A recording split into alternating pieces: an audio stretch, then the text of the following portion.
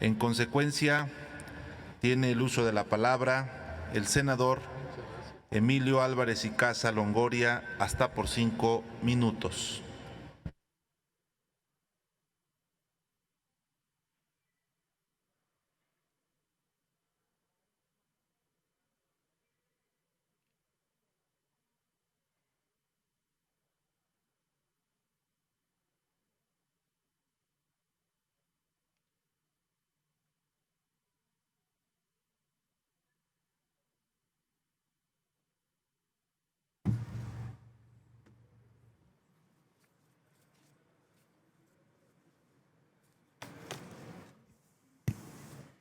Buenos días, distinguida Asamblea.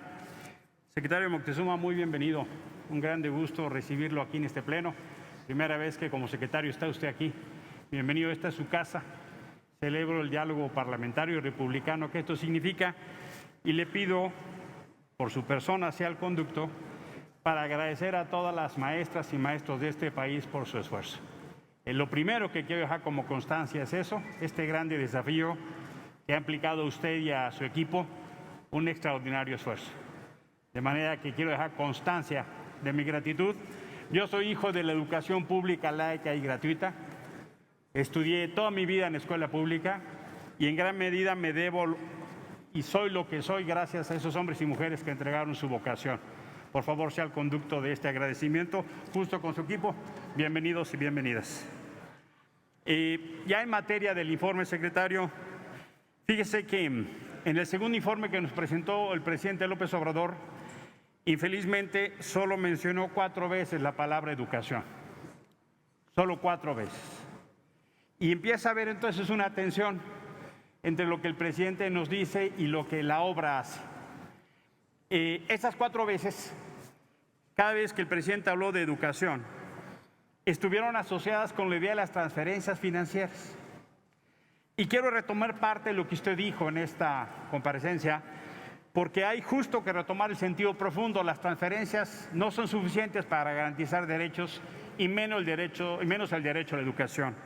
Y pienso sí que la educación justo, y aquí quiero retomar a Paulo Freire, educar para la libertad. Yo pienso que la educación es para hacer hombres y mujeres libres.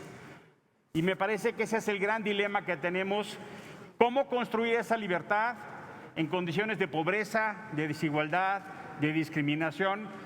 Tenemos un enorme desafío. Celebro que usted diga que esos problemas son oportunidades, pero la verdad, lejos estamos de garantizar la construcción de hombres y mujeres libres.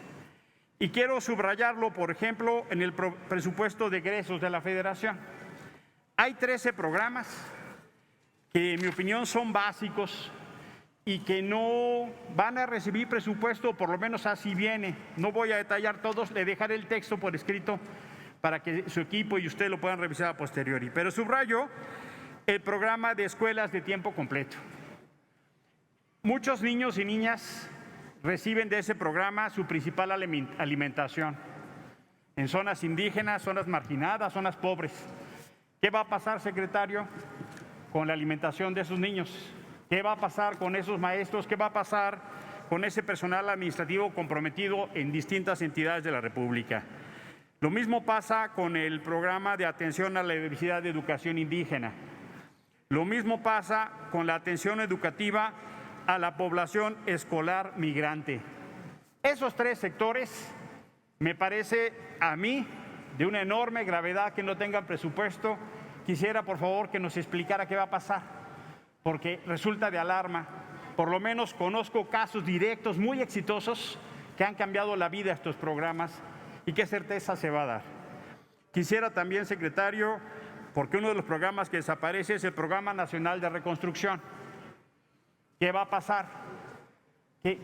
¿Cuál es el estado que guardan las escuelas que se afectaron en el terremoto de 2017? Todavía hay niños que no tienen aulas y no han tenido necesidad por estos días, pero entonces si estamos avanzando, que ahora que los niños no están en escuela, para poder recuperar.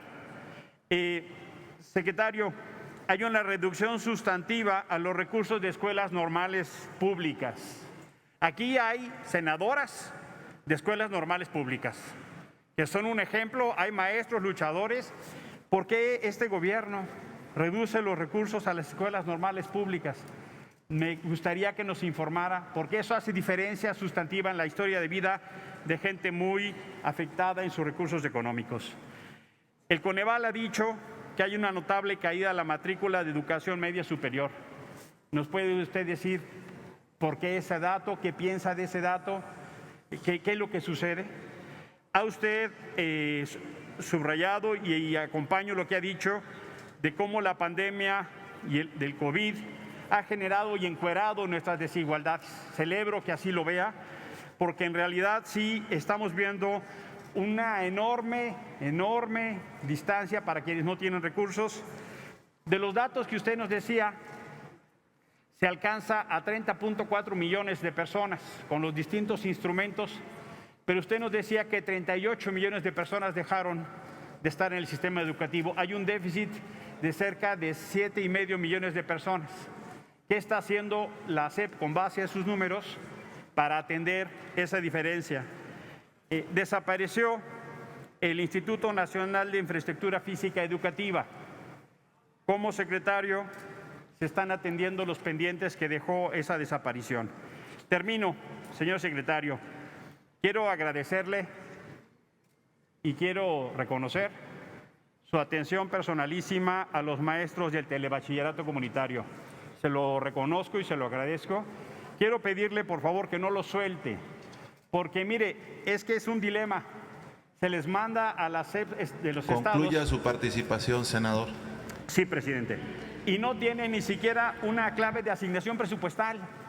Hay más de 10,000 maestros y maestras cuyos derechos laborales están totalmente avasallados. No tienen prestaciones, se les paga por honorarios, tienen 4, 5, 6 meses de retraso, secretario. Le quisiera pedir, por favor, que tenga una nueva reunión con ellos. Reconozco su esfuerzo, secretario, pero quiero decirle que está siendo un problema mayor todo lo que ahí corresponde en el seguimiento a los maestros y maestras de telebachilleratos.